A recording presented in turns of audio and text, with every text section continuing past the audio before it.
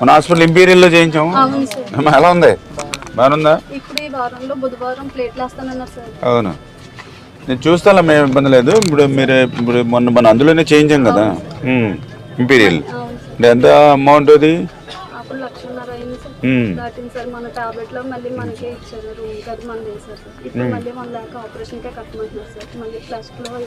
ఉంటాయి, చూద్దాం. అది ఎప్పుడు తీసుకెళ్ళాలి మళ్ళీ?